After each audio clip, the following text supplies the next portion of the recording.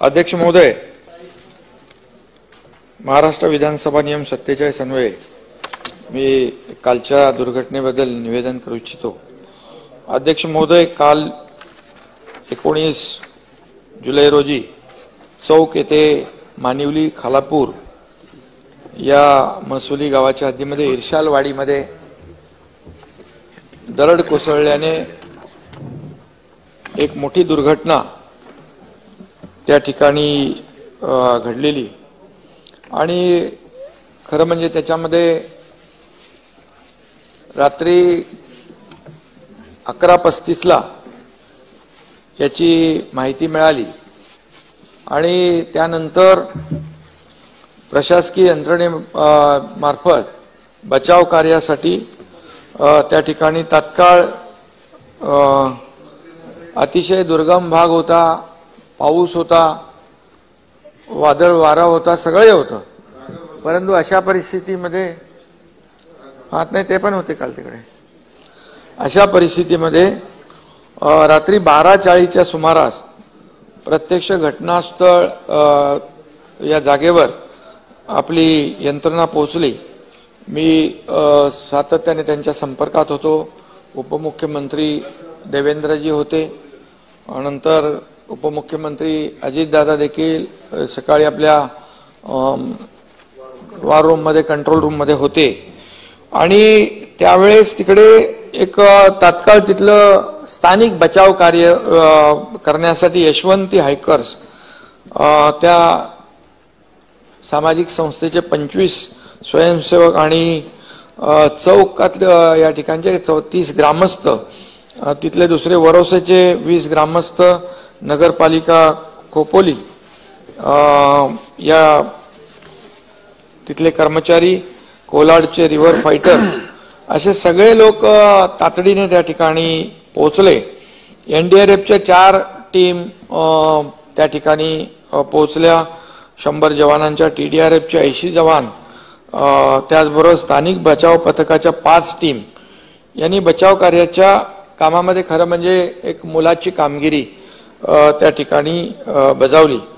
आणि या घटनेची माहिती मिळताच मी सातत्याने आपले जिल्हाधिकारी असतील, एसपी असतील, आयजी असतील, तिथले प्रांत पण ताबडतोब पोहोचले, तहसीलदार ताबडतोब पोहोचले, 2 तासात तिथे घटनास्थळी पोहोचले आणि तिथून ते थेट त्या घटनास्थळावरून संपर्कामध्ये होते। नंतर मी आमचे मंत्री गिरीश भाऊ महाजन यांना फोन केला, मला महेश बालदी यांनी देखील फोन केला होता आणि गिरीश भाऊंना फोन केला, उदय सामंत आपले पालकमंत्री आणि दादा भुसे हे तात्काळ रात्रीच निघाले आणि जवळपास 3 वाजता ते त्या स्पॉटला, 3ला तर गिरीश भाऊ वरती म्हणजे वरच्या जिथं घटना झाली तिकडे होते आणि महेश बालदी आणि गिरीश भाऊ, म्हणजे आपण विचार करू शकतो। मी पहाटे गेलो, परंतु रात्रीच्या परिस्थितीमध्ये तिकडे रस्ता नाही, गाडी नाही जात, वाहन व्यवस्था काही, सायकल पण नाही जाऊ शकत, अशी परिस्थिती होती आणि उंच डोंगर आणि त्या डोंगराच्या अगदी कपारीमध्ये हे गाव बसलेलं आणि बाकी सगळे लोक आपले खाली होते। ते अनिल पाटील होते, आपले मदत पुनर्वसन मंत्री, आदिती तटकरे, उदय सामंत होते, दादा भुसे होते आणि आपला हा पण होता, अनिकेत पण होता आणि अनेक लोक ज्यांना ज्यांना जसं माहीत पडलं तसं ते तिथे पोहोचले। सकाळी प्रशांत पण होता। सकाळी पोहोचल्यानंतर सगळ्यात महत्वाचं म्हणजे त्यांना बाहेर काढणं ही महत्वाची कामगिरी होती। बरं, आपण इतर वेळेला पाहतो की मशिनरी लागते, जेसीबी लागते, पोकलेनची आवश्यकता असली पोकलेन लागतात, सगळं लागतं, परंतु तिथं काही परिस्थितीच नव्हती। कारण आणि फार ते 50-100 वर्षापासून जे तिथं राहणारे रहिवासी होते। दुर्दैवाने ते जी आपली दरड प्रवण क्षेत्राची यादी, त्या यादीमध्ये पण ते त्यांचं काही नव्हतं नाव। आणि या सगळ्या परिस्थितीमध्ये एका बाजूने पूर्ण इशाळगड जो आहे तो असा डोंगरच कोसळला आणि सुरुवातीला तर अशी माहिती आम्हाला मिळाली होती की अख्ख्या गावावर 47-48 घरं त्या गावामध्ये आहेत. ते अख्खा डोंगर त्या घरांवर पडला अशी सुरुवातीची माहिती होती. परंतु त्या ठिकाणची आपले अधिकारी पोहोचल्यानंतर 17-18 घरांवर ती पूर्णपणे मलबा होता, कडा कोसळला होता. आणि अशा परिस्थितीत इर्शालगडाच्या पायथ्याशी तर आपण सगळी व्यवस्था केली होती, ॲम्ब्युलन्स होतं, सगळं होतं. परंतु वरती मॅन पॉवर म्हणजे मॅन्युअली करण्याशिवाय दुसरा पर्याय नव्हता. आणि म्हणून आपण जास्तीत जास्त लोकांना NDRFचे मग ते त्यांचे प्रमुख होते, त्यांच्याशी बोलणं केल्यानंतर त्यांनी सांगितलं की आपल्याला इथे मोठ्या प्रमाणावर मॅन पॉवर पाहिजे मलबा हटवायला. आणि मग ते सगळं ते काम करणारे फावडे, टिकाव, पार, घमेले हे सगळं घेऊन तिकडे ते वरचं काम चालू होतं. परंतु मग खालून पण आपण शिडकोचं डिगीकरला फोन केल्यानंतर त्यांनी बरीच मोठी मॅन पॉवर एक 500-700 हजारापर्यंत, म्हणजे त्याच्यामध्ये ते LNT होती, शापूरजी पालनजी होते, तो शिर्के होते आणि आणखी काही लोक होते. जे जे काही मिळाले त्यांना सगळ्यांना त्यांनी तिथे रवाना केला आणि मोठ्या प्रमाणावर तिकडे काम सुरू झालं. परंतु सगळ्यात म्हणजे महत्वाचं की चॉपरची व्यवस्था मला केंद्रीय गृहमंत्री अमित शाह साहेबांचाही फोन आलेला. तेही म्हणाले केंद्राकडून आपल्याला काय मदतीची आवश्यकता लागेल ते सांगा. त्यांनी 2 चॉपर हेलिकॉप्टर देखील तैनात ठेवले होते मिलिटरीचे. आणि त्यामधून आम्ही विचार केला की बाबा 2 छोट्या मशीन आपण सोडू शकतो का खाली, त्या देखील तोही प्रयत्न केला. परंतु वेदर पूर्णपणे खराब होतं आणि त्याच्यामध्ये पाऊस आणि वारा होता, धुकं होतं, सगळंच व्हिजिबिलिटी नव्हती. त्यामुळे तोही प्रयत्न आम्ही करण्याचा प्रयत्न केला, परंतु त्याच्यात काय यश आम्हाला मिळालं नाही. आणि हे सगळं करत असताना तिथले जे गावकरी होते, सुदैवाने काही मुलं खेळत होती त्या आश्रमशाळेमध्ये रात्री आणि त्यांना ते आवाज आल्यामुळे ते पळाले. त्या लोकांनाही बाकी लोकांना हे केलं. काही लोक मासेमारीसाठी गेले होते, काही लोक आता भात शेती करायला ते गेले होते. आणखी काही लोक बाहेर असण्याची शक्यता आहे. परंतु आतापर्यंत कालपासून शेवटचं जे काही 20 डेथ झालेले आहेत कॅज्युअल्टी आणि 8 लोक जखमी आहेत, त्यांचा देखील उपचार आपण करतोय. आणि जे मृतांचं जे नातेवाईक आहेत, परिवार आहेत, ते आम्ही त्यांना भेटलो. आणि गिरीश महाजन तर तिथे सातत्याने तिकडे स्पॉटलाच होते, महेश आणि 2 जण. आणि खरं म्हणजे फार अडचणीचं सगळं होतं. आणि त्याच्यात एक दुसऱ्याला त्या नातेवाईकांचे आक्रोश, सगळ्या गोष्टी आणि परत ते त्यांची डेड बॉडीची विल्हेवाट लावणं हे देखील मोठं जिकिरीचं काम होतं.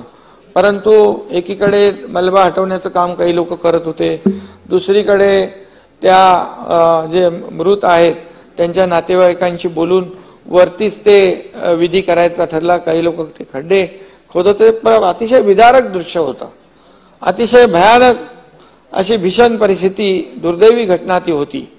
आणि पण सगळ्या माणसांनी माणुसकी त्या ठिकाणी दाखवली. आणि ज्याला आवश्यक, आता हे सगळे जे काही आपले रेस्क्यू टीम आहेत त्यांना मदत, म्हणजे त्यांना जे काही सपोर्ट करायचा तो करत होते. आणि त्यांना ज्या काही पाणी असेल, काही बिस्किट असतील, ते काही लोक घेऊन जात होते, तेही सगळे मदत करत होते एकंदरीत. आणि जे नातेवाईक आहेत उरले, ज्यांचे जे मृत झाले त्यांचे परिवार, त्यांना देखील खाली आणलं, त्यांना एका ठिकाणी ठेवलं शाळेमध्ये, त्यांची व्यवस्था आपण केली. त्याचबरोबर मृत जे आहेत त्यांच्या नातेवाईकांना देखील सरकारच्या वतीने, शेवटी आपण काय आपल्या हातात आहे तेच आपण करू शकतो. आणि ज्यांना वाचवायचं, ज्यांना NDRFच्यामुळे फार मोठी मदत झाली, एक 20-25 लोक तरी ते निघाले. आणि बाकी लोक जे आहेत, बाकी आवाजामुळे, त्या मुलांनी सांगितल्यामुळे फटाफट बाहेर आले, ते वाचले. परंतु जे अख्खा डोंगरच त्या 17-18 घरांवर कोसळला, ते त्याच्यामधून जे बाहेर होते, घरं बंद होती, तेवढे सुदैवाने बाहेर, त्यांचाही शोध सुरू आहे. आणि आपण अपेक्षा करूया परमेश्वराकडे प्रार्थना करूया की तो जो बाहेरचा आकडा जास्तीचा असावा, अशा प्रकारची अपेक्षा सगळ्यांचीच आहे. पण जी वस्तुस्थिती आहे ती खरी वस्तुस्थिती, त्याला तर आपल्याला सामोरं गेलं पाहिजे. आणि म्हणून 20 लोकांचा आतापर्यंत दुर्दैवी मृत्यू झालाय, 8 लोक जखमी आहेत. त्या 20 लोकांना देखील आपण शासनाच्या माध्यमातून 5 लाख रुपयांची त्यांच्या परिवाराला मदतही आपण केली. जखमींचा खर्चही आपण शासन करतोय. आणि उपमुख्यमंत्री देवेंद्रजी आणि अजितदादा दोघंही सातत्याने संपर्क ठेवून होते. ती सांगत होते इकडून आपल्याला हेलिकॉप्टरचंही काय व्यवस्था ती, परंतु तिथे यंत्रणा आपल्याकडे होती, परंतु यंत्रणा वापरू शकत नव्हतो दुर्दैवाने. आणि म्हणूनच आजही तिथे आता सकाळपासून काल संध्याकाळ झाल्यानंतर बचाव कार्य थांबवलं, परंतु आज पुन्हा सकाळी सुरू केलेलं आहे. आणि यामध्ये सगळ्या ज्या टीम आहेत त्या टीमचं मनोधैर्य वाढलं पाहिजे, त्यांना एक मॉरल सपोर्ट मिळाला पाहिजे, त्यांच्या नातेवाईकांना थोडासा आधार मिळाला पाहिजे. म्हणून आमचे गिरीश महाजन यांचं मी खरं म्हणजे याच्यामध्ये कसं अभिनंदन धन्यवाद वगैरे काय बोलता येत नाही, परंतु रात्रीच ते पोहोचले महेश आणि बालदी आणि दोघं जण, त्यांना खरं म्हणजे त्यांचं कौतुक करायला पाहिजे. पण शेवटी अशा, आणि मी पहाटे गेलो, मी रात्रभर सगळ्यांच्या संपर्कामध्ये होतोच. आणि आपण गेल्यामुळे यंत्रणा सगळी हलते, अलर्ट होते. नाना पण मला रस्त्यात भेटले, पण नानाला मी सांगितलं की फार असं चढ आहे त्याच्या, म्हणजे आपल्याला इच्छा असली तरी मी तर सुरुवात तर केली, पण एका स्टेजला जाऊन मलाही थोडंसं वाटलं. हे तर मला वरून फोन करत होते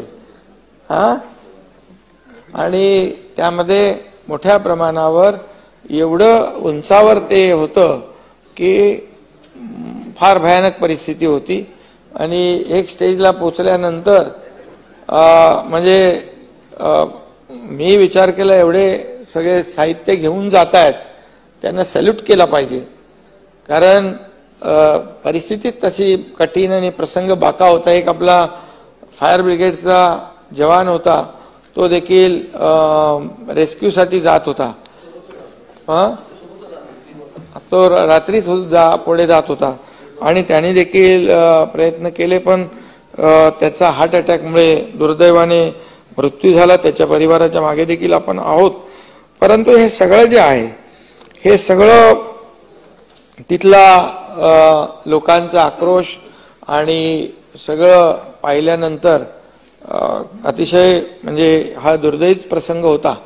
आणि आपल्याकडे सर्व यंत्रणा सगळं काय असताना देखील आपण दुर्दैवाने वापरू शकलो नाही, ही मनामध्ये खंत आहे.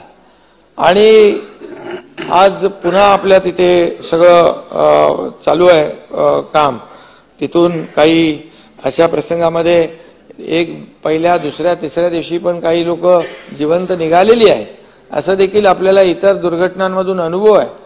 आपण तेवढीच आपण प्रार्थना करू शकतो. आणि त्यांचं NDRF बाकी जी काय रेस्क्यू टीम आहे, या टीमचं काम जे आहे, हा काम म्हणजे खरोखर वाखाणण्यासारखं काम आहे. आणि मनापासून ते काम करत होते, म्हणजे करायचं म्हणून नाही, एक स्वतः त्याच्यामध्ये जीव ओतून जीव धोक्यात घालून त्या ठिकाणी काम करताना आपण त्यांना आम्ही पाहिलेलं आहे. आणि यामध्ये सगळेच होते. आता ज्यांना माहिती मिळाली, आता आपले विधान परिषद विरोधी पक्षनेते अंबादास दानवे देखील त्या ठिकाणी आले, काही लोक आले. शेवटी आपल्याला माहीत पडल्यानंतर आपण त्या ठिकाणी जात असतो. परंतु आता या संपूर्ण लोकांची व्यवस्था जी आहे, ही व्यवस्था आम्ही तातडीने काल शाळेमध्ये तर तात्काळ केले, परंतु 60 कंटेनर आपण 50-60 कंटेनर मागवलेत. तिथे 30 कंटेनर आता आलेत. आणि जे सर्व 40-47 कुटुंब आहेत त्यांची त्या कंटेनरच्या ह्याच्यामध्ये व्यवस्थित त्यांचं टॉयलेट, बाथरूम आणि या सगळ्याची सोय त्या ठिकाणी होतीये. आणि ते आपण जोपर्यंत परमनंट त्यांचं पुनर्वसन आपण करत नाही, तोपर्यंत त्यांची गैरसोय होऊ नये. शाळेमध्ये हॉलमध्ये ते एकत्र सगळं ते काही शक्य होत नाही. आणि म्हणून त्यांना सेपरेट आपण त्या कंटेनरच्या माध्यमातून देखील त्यांची व्यवस्था करतोय. जिल्हाधिकाऱ्यांशी मी स्वतः बोललो, देवेंद्रजी देखील बोलले की तातडीने यांचं पुनर्वसन झालं पाहिजे म्हणून एक स्पॉट देखील एक जागा आयडेंटिफाय केलेली आहे आणि सिडकोला आम्ही सांगितलेलं आहे की सिडकोचे जे एमडी आहेत आपले डिगीकर त्यांना सांगितलं तुम्ही आता तात्काळ तुम्हाला जागा दिल्या तिथं ताबडतोब घर बांधून त्यांना आपण कायमस्वरूपी आणि तिथली व्यवस्था जी आहे त्यांना जे लागणाऱ्या आरोग्य सुविधा असतील ज्या काही सुविधा आहेत त्या सुविधा देण्याचा निर्णय देखील सरकारने घेतलाय आणि तात्काळ ती घरं बांधून, कारण सिडकोकडे मोठ्या कंपन्या आहेत, इमिजिएट ते आपल्या त्या ठिकाणी ते करता येईल आणि त्यामुळे तोही देखील आपण निर्णय घेतलेला आहे। त्याचबरोबर आज कॅबिनेटमध्ये देखील अशा प्रकारच्या दुर्घटना ज्या आहेत या वारंवार होता कामा नये यासाठी जे दरड प्रवण क्षेत्र आहे याची काही ठिकाणचे लोक तर आपण शिफ्ट केलेले आहेत, परंतु काही ठिकाणी लोकांचा आग्रह असतो बाबा नाही इथे काहीच होणार नाही, आपला प्रयत्न असतो, सरकारी यंत्रणा कलेक्टर पोलीस सगळं प्रयत्न करतात, परंतु काही लोकांच्या आग्रहामुळे ते तिथेच राहतात। परंतु असं ठरलं की ज्या ठिकाणी आपल्याला धोका वाटतोय त्या ठिकाणचे लोक आपण सुरक्षित स्थळी हलवण्याचा निर्णय देखील घेतलेला आहे आणि त्यांचं देखील जे धोकादायक अशा परिस्थितीमध्ये जे लोक राहतात त्यांचं देखील कायम स्वरूपीचं पुनर्वसन आपण सुरक्षित स्थळी त्याचं एक नियोजन एक आराखडा देखील जो आपण रायगडमध्ये केलेला आहे, त्या रायगडमधले देखील काही आणखी 10-12 ठिकाणचे लोक आहेत त्याच्यावर देखील चर्चा झाली। कोल्हापूरमध्ये रत्नागिरीमध्ये किंबहुना राज्यभरामध्ये ज्या ज्या ठिकाणी अशा प्रकारचे जी दरडप्रवण क्षेत्र आहेत त्यांना आपण तिथून सुरक्षित स्थळी हलवून निदान अशा पावसामध्ये लँडस्लाइड होऊन दुर्घटना होऊ नये, लोकांची जीवितहानी होऊ नये यासाठी आपण पूर्णपणे काळजी या ठिकाणी घेतोय आणि तशा प्रकारचा निर्णय देखील आपण या ठिकाणी घेतलेला आहे। यामध्ये जवळपास 109 लोकांच्या लोक आयडेंटिफाय झालेले आहेत आणि बाकी लोकांचा देखील शोध सुरू आहे।